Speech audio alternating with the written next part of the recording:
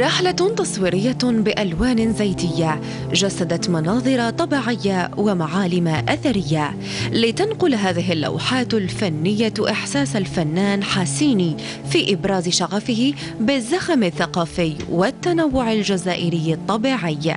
من خلال سفري إلى مختلف المدن الجزائرية في كل رحلة كان يأتيني الإلهام من مدينة من المدن. وبالنسبة للطابع المعماري الخاص للجزائر العاصمة، أردت من خلال اللوحة يعني عرض رسالة، يعني رسالة من خلالها كيف يمكننا المحافظة على هذا الإرث. بين صخب أمواج الساحل الجزائري وأصالة فرسان الجنوب الصحراوي امتزجت الألوان في أجنحة فنية حملت كل منها رسالة روحانية ووطنية. كانت هناك 3 رسالات أساسية بالنسبة للمعرض.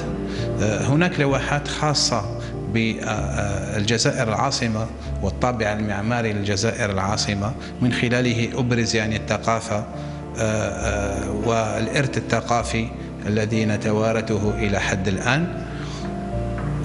وكانت الرسالة هي المحافظة على هذا الطابع. أما الرسالة الثانية يعني جسدتها من خلال تخصيص جناح في المعرض من أجل اللوحات الخاصة بالبحر الأبيض المتوسط. بالنسبة للجناح الثالث وهو الجناح الخاص بالطبيعة الصامتة، هذه الطبيعة الصامتة يعني أردت أن أجسدها من خلال ألوان زاهية.